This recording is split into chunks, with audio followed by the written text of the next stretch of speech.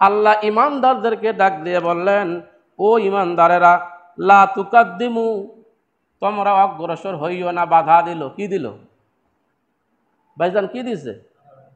আদেশ নিষেধ কোরআনে আছে না নাই? আদেশ নিষেধ আছে। আল্লাহ বলেছেন, আমানু, যারা তোমরা ঈমান আনয়ন করেছো। আমরা কি এখানে সবাই ঈমান আনয়ন করছি? আল্লাহর উপরে কি আমাদের বিশ্বাস আছে না নাই? রাসূল আমাদের নেতা কিনা? আখিরাত বলতে একটা সময় আছে কি নাই? আছে না?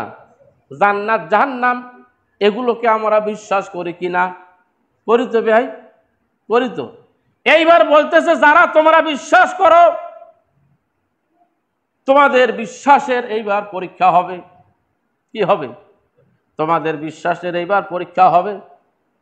এই পরীক্ষায় যদি পাশ করতে পারো, তারা তোমরা আমানু, ঈমান আনয়ন করেছো, আলহামদুলিল্লাহ বলেন।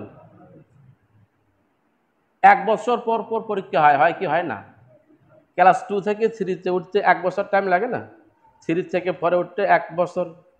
প্রতি ক্লাসের ডিস্টেন্স হলো 1 বছর করে, 1 ইয়ার্স, 1 বছর করে আস্তে আস্তে উঠতে হয়। বাংলাদেশের মুসলমানদের ইমানের পরীক্ষা হয় 5 বছর পর পর। কয় বছর পর পর? কথা কয় না। কয় বছর পর পর? যারা ইমানে পাশ করবে, যারা এই পরীক্ষায় পাশ করবে, এরা হবে আসল ইমানদার। লা তুকাদ্দিমু, তোমরা সামনে যাইও না, অগ্রসর হইও না, বাইনা ইয়াদাইল্লাহি ওয়া রাসূলিহি, আল্লাহ এবং রাসূলের সীমা রেখার বাইরে। আলহামদুলিল্লাহ বলেন। আল্লাহ এবং রাসূলের সীমা রেখার বাইরে তোমরা যাবা না।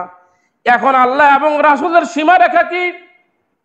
আল্লাহর দেওয়া জীবন বিধান, রাসূলের তরিকার উপরে সিদ্ধান্ত একটা আছে না নাই? সিস্টেম একটা আছে না নাই?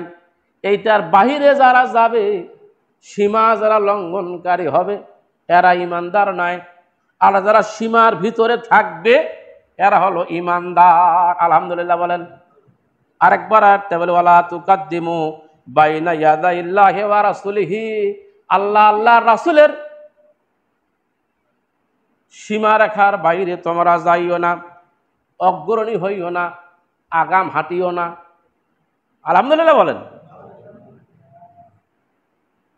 এখন আল্লাহ আল্লাহ রাসূলের নিয়ম নীতি কি, এটাকে জানার দরকার আছে না নাই? কিসের ভিত্তিতে তুমি তোমার জীবনকে পরিচালনা করতেছ, এটা রাসূলের তরিকার সাথে মিল আছে না নাই? তাফসীর নিয়ে আসছি, আমি সাথে নিয়ে আসছি দলিল। মিল আছে না নাই? তোমার কাজটা করার সময় করার ব্যাপারে আল্লাহর মতামতের ভিতরে না বাহিরে, সীমারেখার ভিতরে না বাহিরে। যদি সীমারেখার বাইরে চলে যাও, তোমরা ক্ষতিগ্রস্ত হবে। আর সীমারেখার ভিতরে যদি থাকো, তাহলে তোমরা হল আমানু, তোমরা আসল ইমানদার। আলহামদুলিল্লাহ। আগে জাদু খেলা আসতো, জাদু ভেলকি, এখন এগুলো নাই। এলাকার মানুষ খুব সজাগ হয়েছে।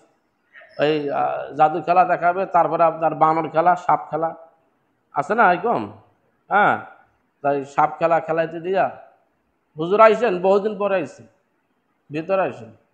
তো এই সাপ খেলা যায়, খেলা দূর দিয়ে একটা টান দেয়, এই দিক তাকান, একটা সীমা রেখা দেয়, এর ভিতরে ঢুকলে বাচ্চাদেরকে বলে তোমাদের পায়খানা বাচ্চা পর্যন্ত বন্ধ হয়ে যাবে। কইলাম ভুলো আর ওর ভিতরে পা দেয় না, একটা সীমা রেখা দিচ্ছে না, এর ভিতরে আইসা যাবে না, তোমাদের পায়খানা পর্চা বন্ধ হবে। হ্যাঁ, তো আল্লাহর একটা সীমা রেখা আছে। আল্লাহর কি আছে? বাইনা ইয়াদাইল্লাহি ওয়া রাসূলিহি, আল্লাহ আল্লাহ রাসূলের সীমার ভিতরে তোমরা থাকবে, বাইরে তোমরা যাবে না। এই আল্লাহ আল্লাহ রাসূলের সীমার ভিতরে থাকতে যাইয়া তোমাদের অনেক বিপদ হবে। এজন্য তোমাদেরকে আগে পরীক্ষাটা দিতে হবে। কি দিতে হবে? এমন একদিন আসবে, পরীক্ষা দেওয়ার একটা সুযোগ আসবে বাবা। সেই দিন নারীদের একটা কাতার হবে, ভালো করে বোঝার চেষ্টা করেন। পুরুষদের একটা কাতার হবে, আলাদা আলাদা লাইন হবে। পুরুষ হোক নারী হোক, ঘরের ভিতরে ঢুকিয়া দেখবে 2 লাইনে লোক বসা, একদিকে পুরুষ একদিকে মহিলা বসা আছে।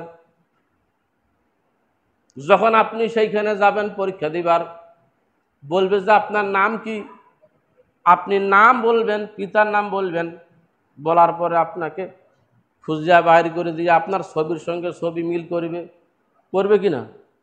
ছবির সঙ্গে ছবি মিল করার পরে এই দিকে তাকান, আপনার এইখানে একটা চিহ্ন দিবে, দিবে না? পরীক্ষার সেন্টারে একটা চিহ্ন দেয় না এখানে? সেন্টার বোঝা পান নাই মনে হয়, বলতেছি দাঁড়ান, এইখানে একটা চিহ্ন দিবে, একটা কালি দিবে, একবারে পরীক্ষা আর দিবার পারবো না এই বছর। এইখানে একটা চিহ্ন দিবে, চিহ্ন দেওয়ার পরে একটা ছোট একটা বইছে কি এক কাগজ ছিঁড়ে দিবে। এই কাগজটা যে কোনো কালারের হইতে পারে, কয়েকটা মার্কা সেইখানে থাকবে, আর আপনার হাতে একটা সিল দিবে। সিলটা দেওয়ার পরে বলবে পরীক্ষার আসল সেন্টারে যাও, ওই যে কোনায় কাপড় দিয়ে ঘেরা আছে, ওইখানে যাও, পরীক্ষা দাও। সেইখানে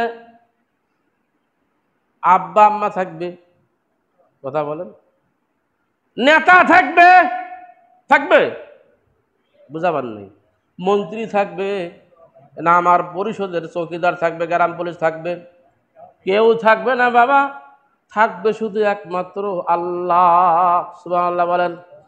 ওই পরীক্ষা দেওয়ার সময় আপনি কিভাবে পরীক্ষা দিলেন, আপনার সাপোর্ট কোনখানে গেল, 5 বছর পরে আপনি সেইখানে পরীক্ষা দিতে গেলেন, আপনার সিলটা কোনখানে গেল, বাইনা ইয়াদাইল্লাহি ওয়া রাসূলিহির পক্ষে হলো না এর বিপক্ষে হলো, আল্লাহর সীমারেখার ভিতরে হলো না আল্লাহর সীমারেখার বাইরে হলো, সিল দিলেন কোন মার্কার উপরে?